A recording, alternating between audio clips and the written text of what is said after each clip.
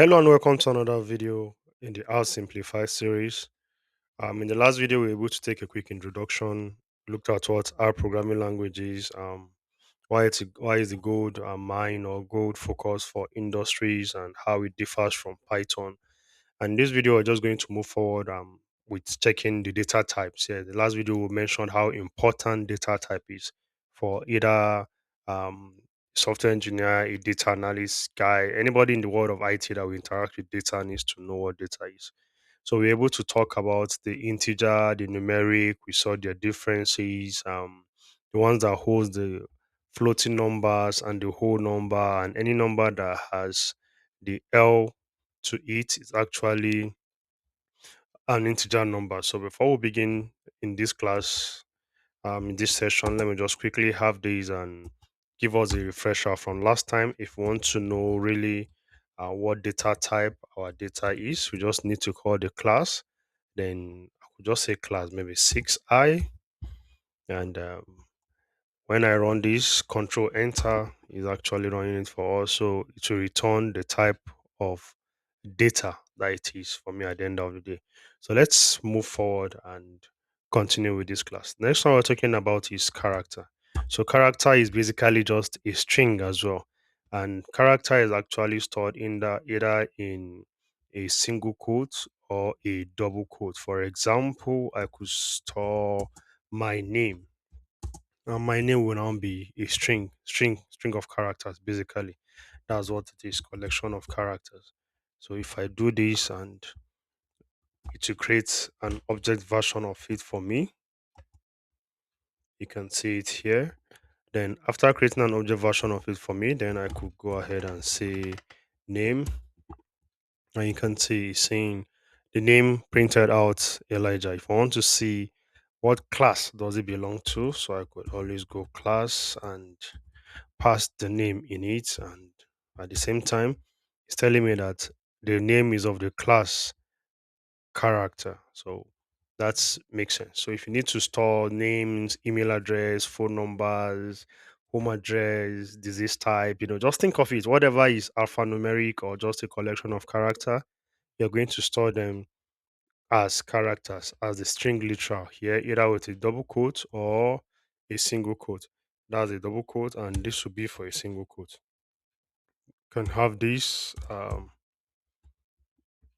So that's a double quote. This is a single quote. Either of them are going to work, but we'll talk about the exceptions to it shortly.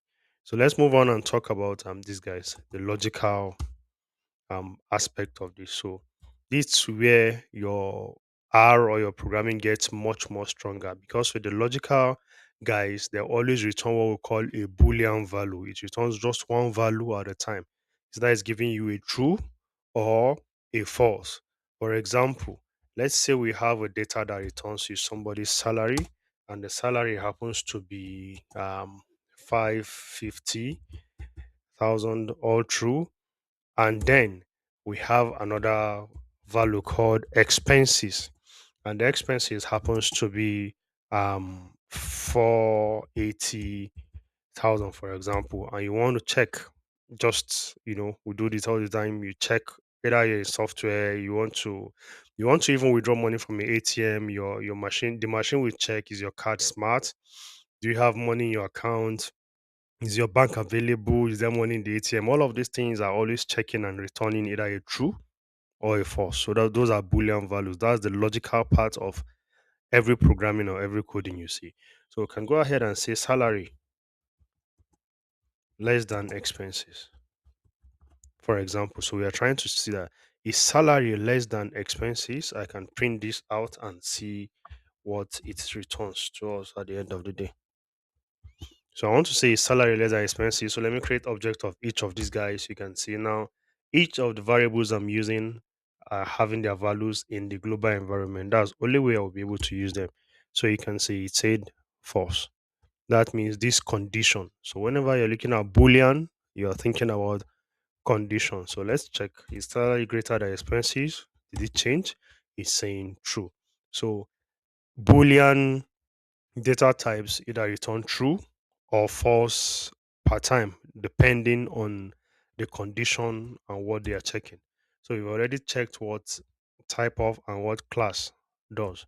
So we can quickly move forward to the next data type. We want to see in details now. We want to see most of them in details and see their methods and see what we can use them for. The first one, like we said, is numbers. Numbers consist of three kind of numbers. We have numeric numbers, integer numbers, and complex numbers. And again, I'll quickly go through it. Numeric numbers, numeric consists of both float and integers, while integer numbers are whole numbers with the letter L, capital L, for some reason attached to them in R. Um, that's just the syntax in R. So most of the time, every programming language have its own syntax that you just need to go with. Then we have the complex numbers with the I and J. We've talked about all of those guys.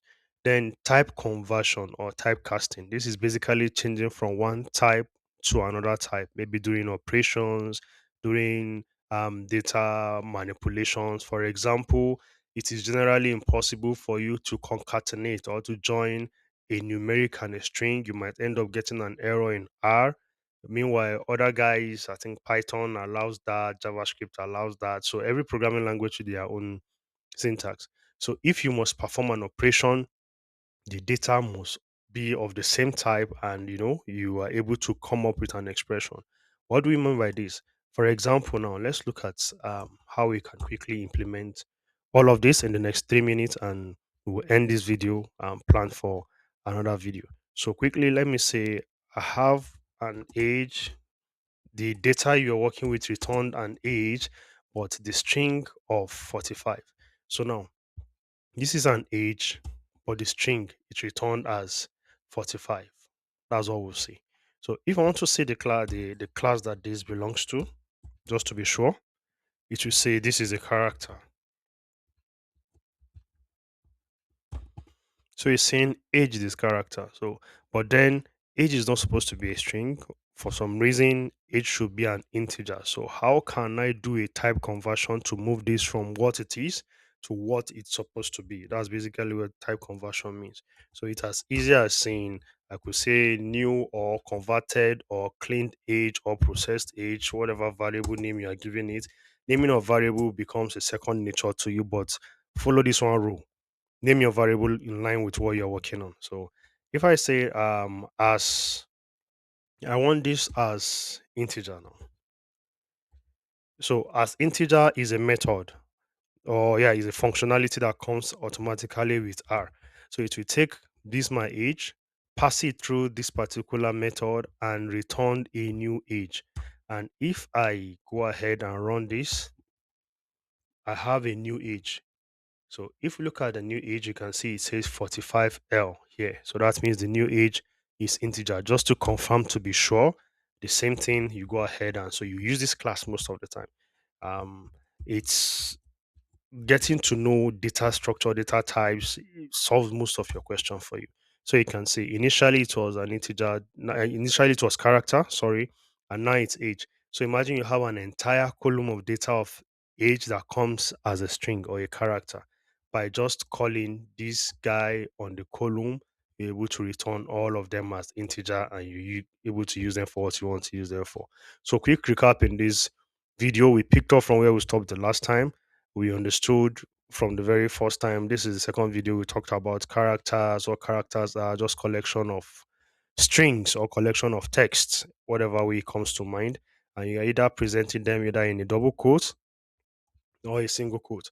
And we had hide and check whatever we check, we're seeing the output here.